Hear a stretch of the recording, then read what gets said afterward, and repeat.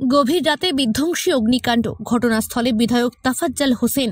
নগদ অর্থসহ একটি বসত ঘর দেওয়ার প্রতিশ্রুতি, খুশি পরিবারের লোকজন। মতিনগর মগবাড়ি এলাকার মাহাবুল হোসেন নামের এক ব্যক্তির একমাত্র বসত ঘরটি গতকাল গভীর রাতে বিধ্বংসী অগ্নিকাণ্ডে ভস্মীভূত হয়ে যায়। পুড়ে ছাই হয়ে যায় গরিব পরিবারের একটি বসত ঘর। এলাকাবাসীর কথা অনুযায়ী ঘরে ছিল নগদ 2,50,000 টাকা সহ যাবতীয় আসবাবপত্র ও একটি পালসার বাইক।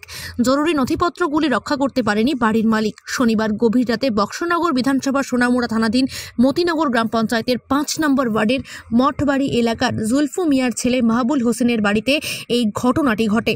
সোনামুড়া থেকে অগ্নি নির্বাপক বাহিনী ঘটনাস্থলে ছুটে আসলেও কিছুই রক্ষা করতে পারেনি।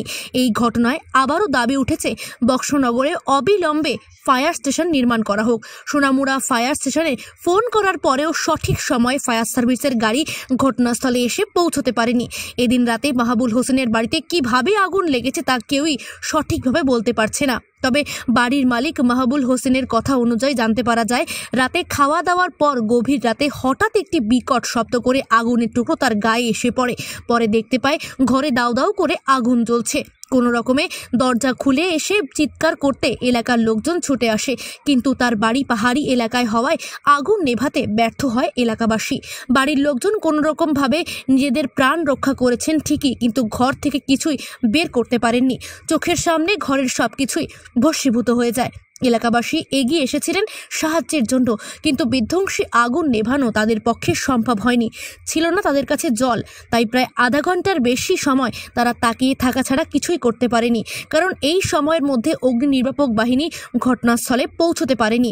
পরবর্তী সময় রবিবার এই ঘটনার খবর বক্সনগর বিধানসভার জনপ্রিয় বিধায়ক তাফাজ্জল হোসেন জানতে পেরে তড়িঘড়ি তার বাড়িতে ছুটে যান।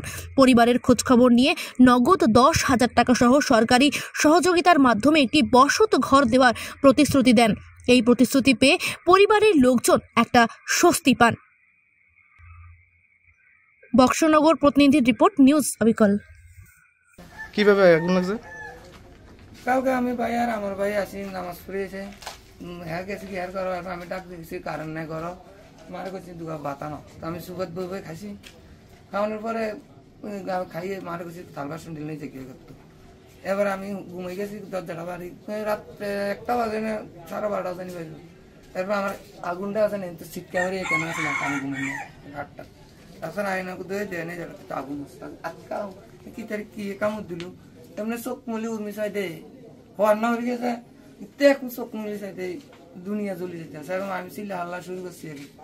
মা আমার আগুন লেগে যাবে। কি আসলাম না করে?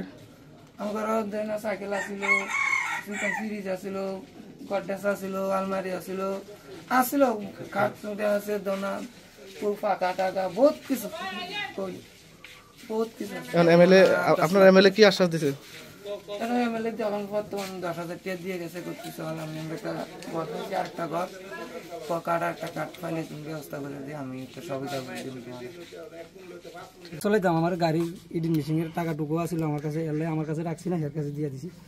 তারপরে এই যে আবার সকালবেলা আমাদের রাসেল বাগিনা, আমাদের ভাইস চেয়ারম্যান রাসেল প্রধান, আমাদের মতিনগর পঞ্চায়েতের আসছিল, এখন তো তুফাজ্জল দাদা আছে আমাদের বক্সনগর এমএল, আমাদের ওখানে শান্তি পুরস্কার দেওয়া দিল, রাসেলও দিয়েছে, এখন প্রধানও দিয়েছে, এবং তুফাজ্জল ভাইও দিয়েছে আমাদেরকে ঘর দেওয়ার জন্য, বলছে যেতটুকু পারে এতটুকু সহযোগিতা করবেন। এখন আপাতত ঘর চলার জন্য পোশাকের জন্য 10,000 টাকা এখন আমাদের হাতে দিয়ে দিল। এখন পরিবর্তন করেছে যে কোনো একটা আমাদের তো এর আগে একটা ঘর হয়েছি, ঘরের বলতে একটা কার্ডের মধ্যে আর একটা দ্বিতীয় ঘর ঢুকে না বছরে,